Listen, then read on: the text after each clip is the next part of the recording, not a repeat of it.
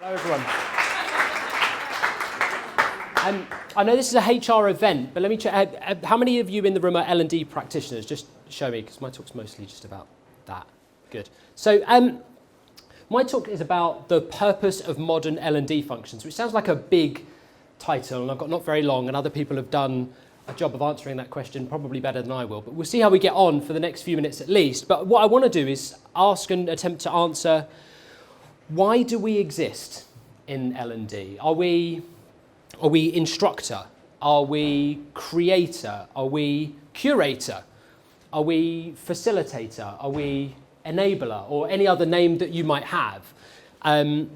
Instructor, the one that imparts their wisdom that they've acquired over months, years and centuries of doing their job. Or creator, the person that captures all of that, writes it down or shares it somehow. Curator, the person that hoovers up all of that everyone else has done. Facilitator, that lets someone else be able to do that for themselves. Or enabler, the person that means that all of that stuff doesn't need to happen because the person can do it all for themselves. One of the things that I think we're really good at in learning and development is criticizing each other for being in the wrong one of those boxes somehow. Everyone's in the right box and it's not the same as the box that the person that they're talking to is in, isn't it?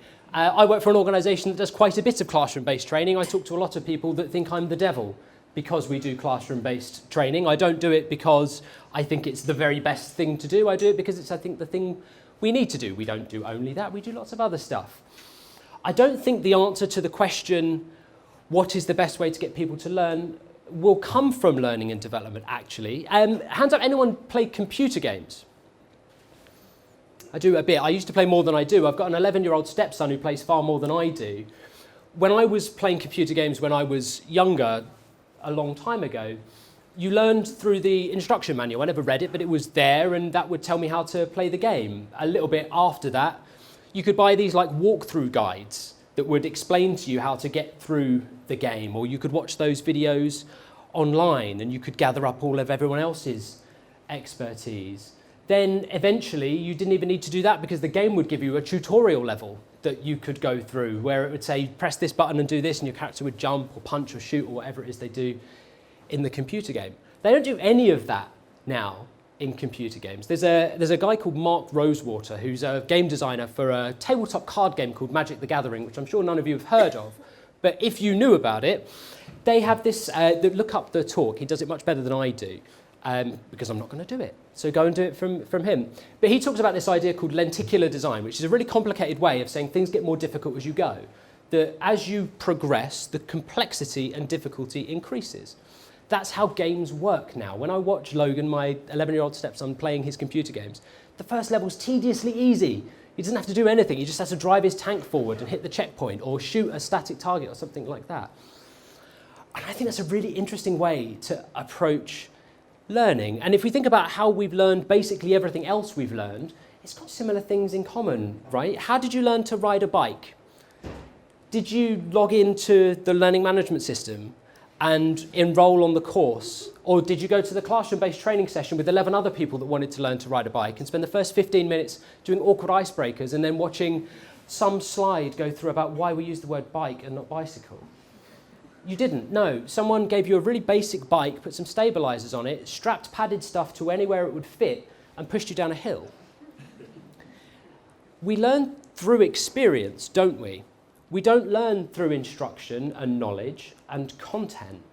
We learn through experience. And I think we know that. I think we've always known that, or at least we've known it for a long time. And if that hasn't changed, why then does L&D find itself constantly, I think, in these crises of confidence, these crises of identity? What is our role? I think the answer to that question is that the method keeps changing.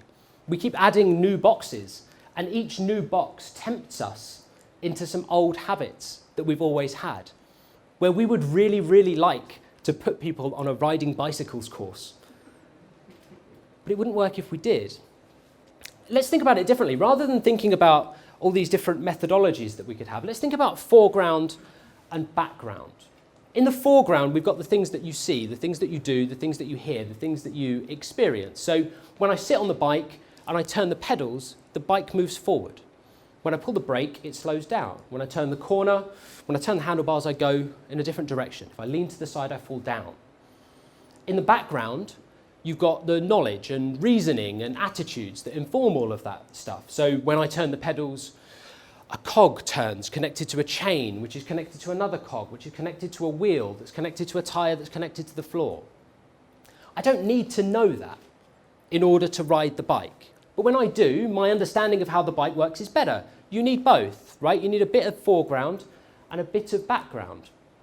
But we as humans weigh those things differently, don't we?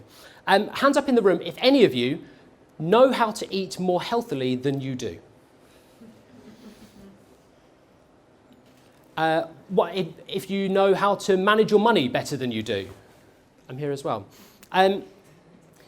Knowing is a good way to get started in something. Knowing what to do is often good enough for your first attempt.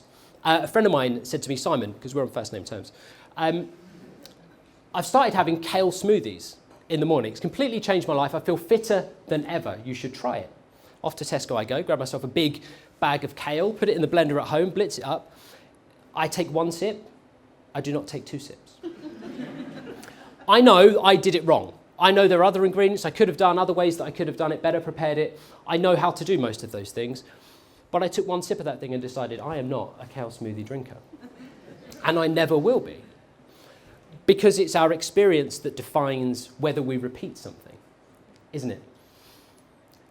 Our learning strategy should be based on what people do, not how we get them to do it. If Logan, my stepson, had been required to learn how to do all of the things that his tanks game requires him to do before he'd been able to play it, he wouldn't have. If he'd have needed to master the thing or know everything about it before he got to complete the first level, he would have given up. It would have been boring. He'd have been right to have given up because there's choice, isn't there? There are other ways, other games that he could have played that would have led him better.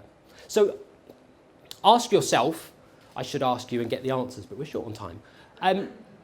Is your learning strategy concentrated on things that are in the foreground or things that are in the background?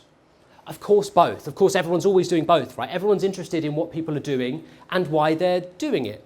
But which do you get them to do first? Are you starting in the background and hoping learners take that to the foreground for themselves? Or are you putting L&D in the foreground?